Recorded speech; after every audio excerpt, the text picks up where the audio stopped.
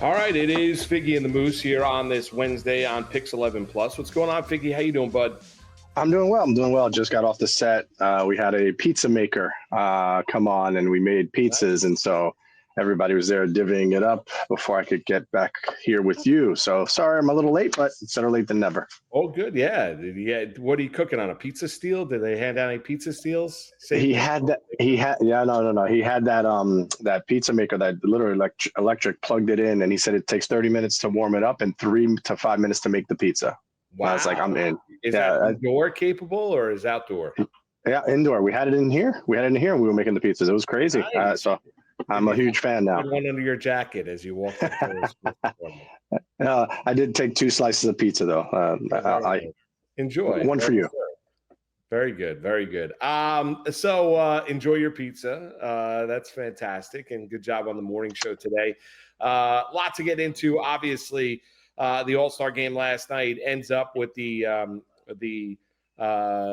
swing off or home run derby, however way you want to describe it, swing off, where you have 3 contestants on each side, and Kyle Schwarber stealing the MVP from Pete Alonso by hitting 3 home runs on 3 swings in that swing off. And then you get into the conversation. First and foremost, I don't think a lot of people watching the All-Star game realize that, once you had the Quan dribbler, no play, junior scores, top of the 9th inning, National League doesn't score the bottom of the 9th inning, that indeed was going to be a swing off. A lot of people down in Atlanta did leave for the announcement, so it wasn't like it was a packed house. I was listening on radio driving home from Pix last night after the 10 o'clock news, and it seemed like, Carl Ravitch and company on ESPN radio seemed to be a little confused about exactly what the rules were, who was available, who wasn't. Do you need to be in the game, out of the game, whatever it might be?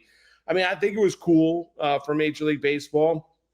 Those that cover the sport are going to go out there and tell you, how fantastic it was. I thought it was a little glitchy, a little sloppy instances where I think that's a moment where you want to have Ohtani and Judge, being a part of it. Jesse Rogers, who covers Major League Baseball, I think for the Chicago Tribune still, you follow on Twitter, said that most of the starters had left already. And by leave, they were already on planes headed home or someplace else. Whatever it might be, they had left the building. I get it's a celebration of the sport. I understand it, but it's a little odd where you have like Ohtani and Judge and others that are no longer there at the end of the game, Figgy. Yeah, listen, as someone who's played in all-star games before, not at the major league level, but in the minor league level, it's the same thing. Like when you get done with being a starter or you get done, you kind of hang out for a little bit and then you start getting your stuff together so that you can get out of there as quickly as possible, right? Because, there's a lot of fans out there, a lot of traffic. There's to be a lot of people wanting you to sign stuff still, even though you spent the first 2 days being there, signing a whole bunch of stuff and doing interviews and all that. So the stars were there for that bit of the process. And, the swing off, lackluster in who was available. Like you said, you're not going to make a guy who came out in the 4th inning all of a sudden go and try and swing for the fences without, being warmed up properly. And once they come out of the game, they come out of the game. So that was where I think you're trying to avoid any kind of injury because that would be terrible. But correct me if I'm wrong. Alonso was out of the game in the 6th inning, was he not? No. He was not out of the game? No, I don't believe he was out of the game in the 6th inning. Oh, okay. I thought he was. No. I'm wrong. I think he was there for a lot longer. And I think it depends. I think is for the first 5 innings. I think it was something like you said. There's a bunch of the rules, and looking at the fine print as it's up on the screen for the 30 seconds and trying to figure it out. I thought it was a cool kind of a thing to do. And don't end it in a tie. It doesn't matter anymore. Where it used to be home field advantage, right, for the whoever won the All-Star game. That way, guys, really wanted to participate and try and win it. But it was a great game. The game itself was a great game. You saw a spectacle of talented pitchers and hitters and 99, 102 mile an hour fastballs consistently. And these hitters, hitting the baseball, putting it in play. He was out of the game. Olsen was in the game late. Olsen, that's what it was. Olsen was in the game. That's right. Alonso was out of the game. Yeah, Alonso was still hanging around, I guess. But I think here's the thing. Schwarber gets the MVP for those 3 swings off of Enos, off the coach. hitting 3 home runs off him.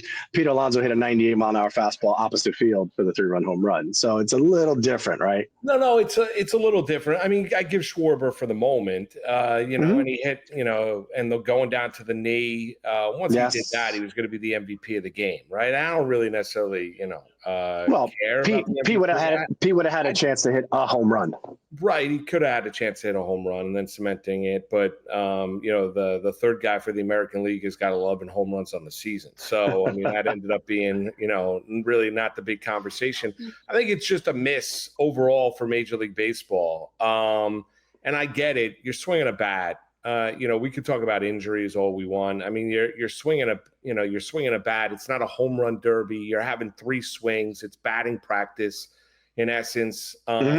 It's the first time ever an All-Star game is decided by a swing off, and you have big stars in there. Oh, it could have been a huge opportunity. Flores, huge opportunity. Alonso, and obviously Kyle Schwarber, and then in the National League, you got Rosarina, a guy that's got 11 home runs, and a guy from the Athletics who was out of the game earlier in the game as well. Right. And I know that list has got to be decided by the day before.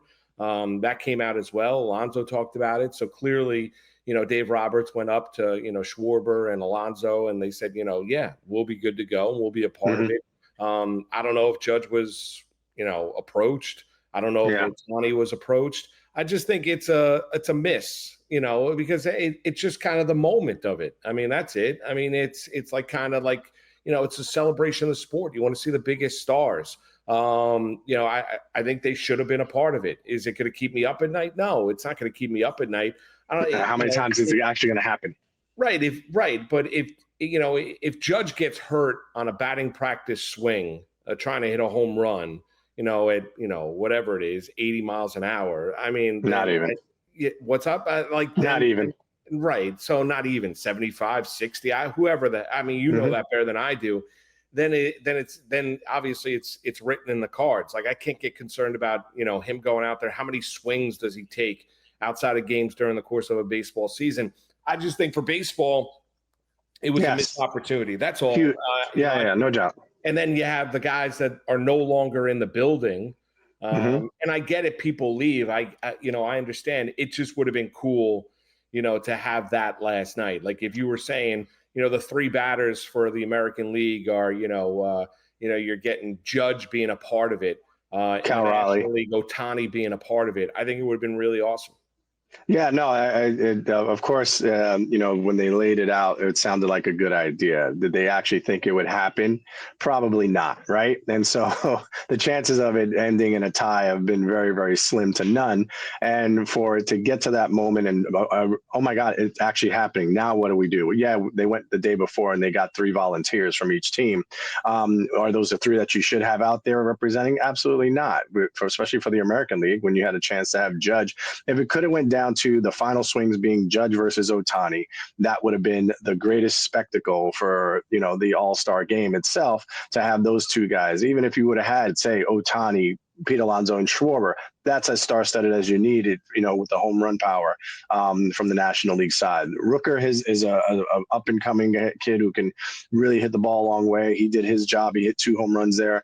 To have the kid from Tampa Bay, the catcher, as the anchor, where it all comes down to him, right? That was the disappointing part. And, even just thinking about if they had to do it all again, right, you would definitely have had it lined up to have the 3 best versus the 3 best and have that kind of a swing off.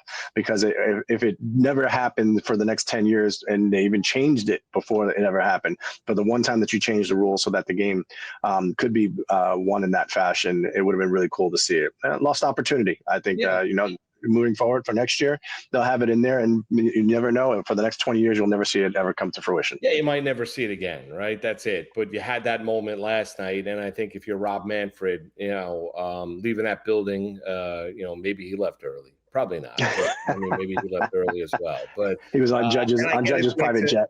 I say that in jest. I get it's an exhibition. I understand. The vitriol used to have between the AL and the NL. This is no longer Pete Rose, bulldozing Ray Fosse at home plate. After they went out to dinner the night before. And all those kind of things. So, like, that to me, is long gone. I get it. There's a melding between the two leagues, and it's a celebration of the sport. I think for all four major sports, it's the one that's most representable of what you see during the course of the regular season. So because it is repeatable as compared to, because there's no physicality, there's no contact, there's none of that kind of stuff. So I thought it was fun. I thought the Kershaw moment earlier on in the game was great. Very cool. Where he gets the strikeout and, he's talking to Joe Davis and John Smoltz, and Smoltz is telling him, go throw the cutter. He's like, Smoltz, I don't have a cutter. I'll throw a cutter, yeah. Throw, and he's, throwing the ball 89, 90 miles an hour, and Roberts comes out and gets the standing ovation. And then he's going out there. What's the nickname of Cal Raleigh? The Big Dumper. Yeah, the Big Dumper. When he's in the dugout saying "Suck it, Big Dumper," to his teammates in the National League. Like, yeah, that was fun. Like that was cool. I thought, overall, I thought it was a very good night. The game lasted forever. One night down in Atlanta had some really, really cool moments, and the National League ends up winning it, and Schwarber the MVP. No doubt. I think that's one of the things you saw. There was so many different layers to the game, right? You had some first timers there. You had a kid who was there after only 5 games in his career. You had Jacob Wilson and Jack Wilson both mic'd up. So the father and son talking during the game and, just reminiscing about how it all started in the backyard, wiffle ball games, being dominated at age 8, which prepared him for major league pitching like nobody else. And why the kid doesn't strike out very much. He's used to hitting a wiffle ball from dad from, 30 feet at 90 miles an hour. So just hearing all the little stories and, of course, big moments where you talk about the legendary status of a guy like Clayton Kershaw to go out there and, I don't have a cutter, Smoltz. He did throw the slider, front door the slider over the outside corner, brought it back to the middle of the plate, gets the punch out. And the whole time I hear him, I think they're coming for me. I think they're coming for me. Like, that's what you feel as a pitcher, honestly. Like, at the point in the game, like the guy's warming up in the bullpen and the matchup, it's a lefty-lefty matchup, say, or a righty-righty matchup, and you're like, yep, they're going to come get me. I know they're going to come get me. And you like peek over and the manager doesn't move, then you're like, yes, you keep going. So there's a good little insight as to how the pitcher thinks, even in an all-star game. Like, they're going to take me out of this game, really? I just punched a guy out. But it was, I think all the way around, the level of play was very exceptional. You saw, the hitting to right field, just showing how you put the ball in play in the rally by the American League. And then Stephen Kwan, of course, and Edwin Diaz blowing the save when he hits the little chopper and beats it out to tie the game. We're used to seeing that. And it wasn't one of those moments where you're like, oh my God, he blew the save. It was more like, see, that's how baseball should be played, right? Put the ball in play, run hard, and all those little things came to fruition in the 9th inning comeback. So it would have been phenomenal to have the Judge Ohtani launch off there and then see if they can win it for their side rather than the way it had ended. Because again, like I said, if the kid from Tampa Bay hits the home run and ties it, then you have Pete Alonso taking one swing and winning MVP undoubtedly by hitting a 3-run home run in the game and the walk-off home run. Right. Imagine you have a lineup for the National League: Ohtani, Schwarber, Alonso. That's pretty impressive. You throw in Judge and, pick your next guys. But probably Cal Raleigh would be obviously throw him. And then I would even keep Rooker. I mean, Rooker has a tremendous swing. Right. Rooker, I think, was out of the game in like the 4th inning and went out there and hit 2 home runs on 3 swings. So, and he came within an inch of eliminating Cal Raleigh in the home run derby. So, no shine off Rooker, the kid from the Athletics. He's had a really good first half, had a really good all-star experience and a fun night down in Atlanta. We'll come back. No. We'll talk about the message sent by the former Yankee captain and Yankee legend Derek Jeter and some of the other storylines coming out of the Major League Baseball All-Star Game down in Atlanta. We'll do that next. He's Nelson Figueroa. I'm Marc Malusis. It's Figgie and the Moose right here on this Wednesday, I should say. I'm Pixel Wednesday, yeah.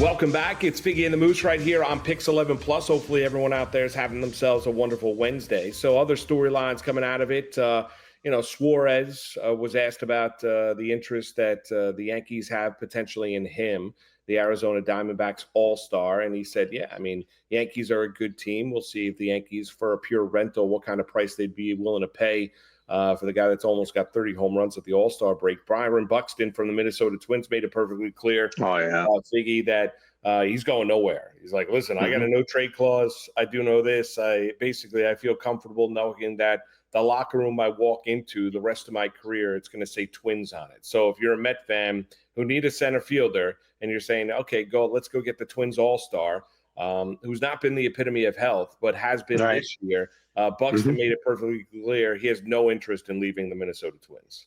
Yeah, unfortunate for the Mets because I think he did, when you talk about players that are available, players you should go after, he put on a show as well, not just in the home run derby, but showed his still has a quick bat, still has the speed, hitting that double down into the corner and just gliding into second base. He would fit nicely in center field and Flushing. All things can kind of, you say the right things in the right moment, especially in an all-star game. What do you want him to say? Like, I want out. I don't like being in Minnesota anymore. He's going to say all the right things. I wouldn't say that, but he just made it like. Oh, no. Yeah. He made adamant. He was adamant about it. No. I get that. He was like, why are you asking me that question? I have a full. Oh, yeah. He has no plans. He didn't go to the All-Star game with plans of like, oh, I wonder where I should end up here. He has been a guy who has been part of the Twins and doing it for a long, long time. So you can understand that part of it, right? He's cool with continuing on with the plight of the Minnesota Twins. But I think, with all things, maybe some talking to, maybe some, hey, this is an opportunity, to go get a ring, things of that nature. Maybe it's a pipe dream. Again, is it a Giannis pipe dream? No, but at the same time, I think he would be a tremendous fit. Absolutely tremendous fit. I mean, he really would be because he's great defensively, very good offensively. You mentioned, if you haven't watched the Twins play all year long or not familiar with Buxton, gave a great account of himself during the All-Star festivities down in Atlanta. So there's a lot to like about him as a player. Listen, I mean, money talks as well. I mean, who knows? Yeah. In terms of like when it comes down to it, but he made it perfectly clear. We'll see what the Yankees do at their third base scenario because they clearly need to improve that. And they took a big, deep breath last night as well when Suarez got hit in the hand. That was a scary moment, right? You saw him go down, and this is where you talk about the game and the beauty of it is when these guys throw so hard and they're so good and they can hit their spots and a ball gets away and hits a guy in a hand and just a very fragile part of the body, and you're just hoping for the best. And good to see him stay in there. And then what did he do? He just raised his stock a little bit more, but you saw the defensive plays that he made. That was an absolute gem of a defensive play he made, running in from third base and barehanding the ball all in one motion and getting the out at the top of the ninth inning. So I think, everybody that's looking for a third base, especially the Yankees, who I think Suarez will be a tremendous fit, definitely took a deep breath and knowing that he was okay to stay in the game. And, we'll see what kind of movement there is from Arizona. The other thing coming out of the All-Star game is obviously Derek Jeter laying the pressure, Figgy, on Brian Cashman, the general manager, as far as, going out there, being aggressive come the MLB trade deadline. And we'll see exactly what Cashman does. But I thought Jeter using the moment saying, you know what, let's turn the needle a little bit and get him going. Yeah, and not just that, but he also had a co-signer on top of that, right? And A-Rod saying the same thing. Like, the Yankees and Dodgers are supposed to be the best. We got to see what the front office does. And so it's the same thing the fans have been saying for years and years. You want to see them, make a move that solidifies them as the front runner, the top dog, and not only the division, but in the American League. I mean, that's the way it's supposed to have been. And you've seen him take a little bit of a step back or a little pause, hit a speed bump on this road, around the midseason mark. And so you would love to see the front office address the needs that we plainly see, right? We talked about it for years. How many times we said, you have one of the smallest shortest porches in right field, and you don't have enough left-handed bats. What are you doing? Now they have a ton of left-handed bats. Yep. And now it's like, okay, how about the third baseman? We'll get to that when we get to that kind of thing. You can never have everything. You got to have something to complain about. So I think the Yankees will address that and address it in a major way. And, funny thing, I was just looking over, Buxton's only 31 years old. I don't know why I felt like he was Andrew McCutchen old for some reason. You know what I mean? He's only 31. His contract goes through 2028. He had signed a 7-year, $100 million contract. As you said, money talks. If you're 31 and you'll be 34 and they can give you a couple of years on the end of that thing, I don't know. We'll see. It's a perfect fit, though. All right. Well, enjoy, everyone out there. Enjoy the rest of your Wednesday. Figgy, enjoy your pizza, okay? I will. Well, you got it. And we'll be back with you tomorrow. Make sure to check us out 7 p.m. tonight on Sports Nation Nightly. For Nelson Figueroa, I'm Marc Malusis. This has been Figgie and the Moose right here on Pix 11 Plus.